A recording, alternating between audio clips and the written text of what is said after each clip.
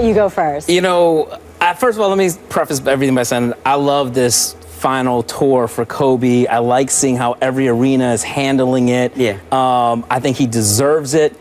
In a weird way, because I was there at Madison Square Garden when a young Kobe tried to take on Michael in the All-Star game. I know you were there too. Yeah. Mm-hmm. And his whole career, from Kobe sounding like Michael to trying to play like Michael, patterning his moves after Michael. Yeah, everything. Kobe does not need validation. Certainly from not me, from anybody. I think he's one of the greatest players of all time. But I feel like last night when he saw that video and Michael said all those things, that was kind of validation for Kobe. I just saw that look in his face, and it just looked like I was a little surprised because that video was really long. Yeah. And Michael was very gracious, and I just felt like, you know what? That was validation for Kobe a little bit. Yeah, I think he needed this.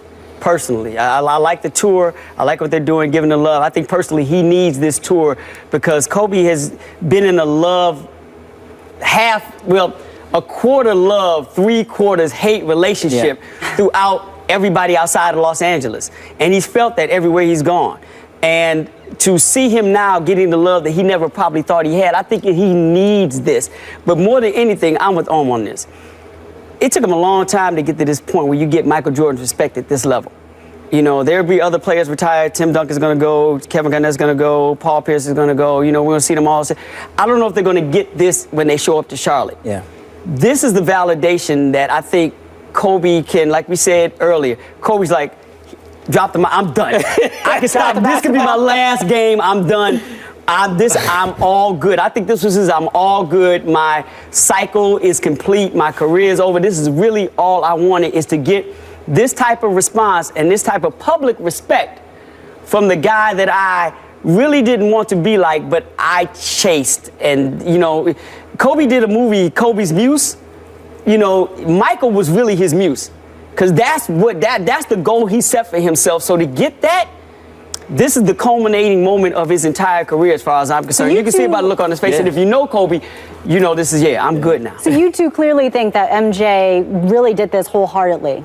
I think so. I think the relationship is built up like over the years. It wasn't just because. No. Michael could have. Look, Michael's not in the. Michael's not in the game of playing games. No. He doesn't have to do anything. Are you that big a cynic, Prim? No, I was just asking. I'm here to stir the pot. I mean, I think it was very wholehearted. Kobe but at the same time, it is his farewell tour. He said it on his press conference. Who did he call to talk about this? Look, I called Mike, and Mike is the one that's talked him through doing this. So I'm sure Mike and Kobe talk quite a bit, and I'm sure Mike has said some of this stuff to him in private conversations before. Just like you said, for Kobe to have this public now, for Michael to go out, take this step, Michael, he doesn't need to be bothered for something like this, right? He didn't have to do that. He didn't have to. He could have just taped basically a 30-second message. Congratulations, wish you nothing but the best, Kobe. You've been great. No. Michael went the extra yard, I felt like, in this video. The one thing I just kind of feel, there's a lot of people who think Kobe might be the greatest player of all time. A lot of people were hoping that he would win another championship so that he would be the greatest player of all time.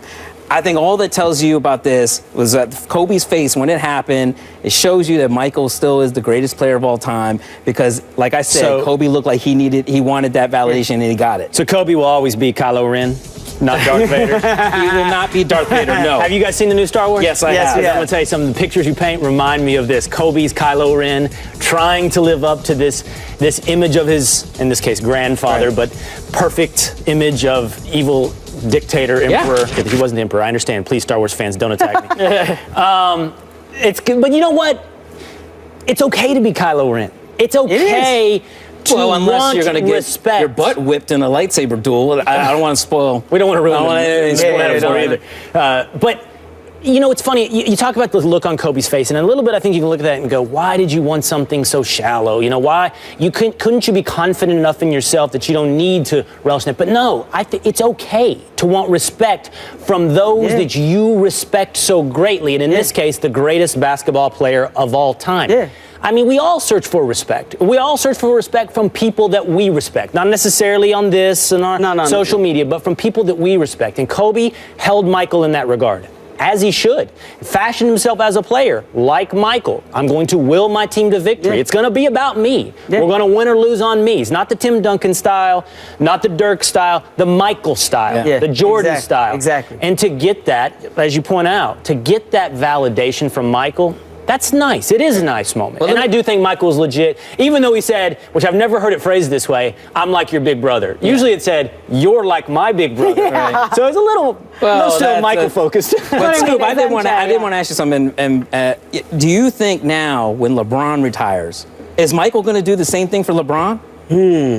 I would have to think so. Question. It depends on the relationship Michael and LeBron have. I think Kobe and Michael have developed a relationship over the years that made Michael feel comfortable in doing this and felt that he, understanding Kobe's situation, needed this to be said. I mean, I think they definitely have a relationship. Yeah, but I don't know if it's that to that degree. I don't think that when LeBron retires or he gets to that point that he wants to retire, if he's going to be reaching out to Jordan for advice. I think LeBron is, I got this, I'm going to do it. MJ set a precedent here. But can I say, you pointed out. Yeah. Not everybody does. Because if he doesn't give LeBron the same respect, then to me, but you pointed out what Michael Jordan did here was go the extra mile. He didn't just do like a 30-second congratulations video. And the extra mile, I think what you're referring to is, you're like me. It's that simple sentence. You remind me of me. You're like me. And for Jordan to compare anyone to himself, that's the esteem. The truth is, LeBron is great. I think LeBron is the best player in the NBA. But he's not like Michael. They're not the same kind of players. So Michael wouldn't necessarily be able to give that same extra mile that you point out. And then, you watch the whole video. When I said Michael was sincere, I don't think he wasn't reading that from a cue. You could tell he was really saying that off the top of his head. And I think the relationship, once again, to the relationship of those two, I think Michael understands that LeBron didn't have to go through what Kobe went through.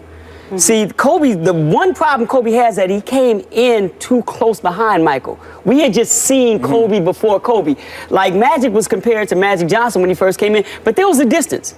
Between Magic and Michael. There was a difference between Kevin Durant and George Gervin. There was no distance between Michael and Kobe, and that's why Kobe caught a lot of hate, because it was so directly linked to Michael, and Michael knows that.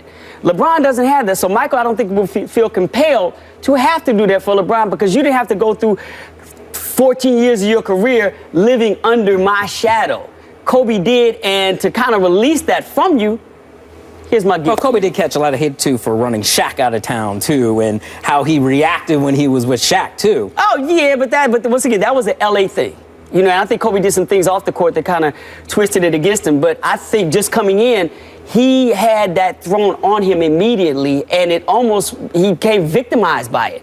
And I think Michael understood it, because Michael heard it. Yeah. Michael, and I'm pretty sure in the conversation they've had over the years, they have had that conversation. I mean, think about how many next Michael Jordans were there supposed to be. Yeah, but they all came and went. All these guys, and Kobe was the closest one to it. And he kept it all along, and that's more that pressure, right? And the reason Jordan doesn't have to do it for LeBron is LeBron was never the next Michael Jordan. He was always the first LeBron James. Right. I think he will do it for LeBron. It might be just like a 17-second video. But the one thing that I think about is, Michael Jordan is Michael Jordan, but we've all been in front of the camera and we're doing, some hits on TV. Do you think he did that twice or three times and he was like, nah, wait, you know what? Let me say that. Let me do that again. Let me do that. I think he did. That was one take. Mike did it one time. That's it. One take, Mike. I mean, it is MJ. All right, let's wrap that up. Coming up, the Carolina Panthers' undefeated season has come to an end, but it is still only one loss.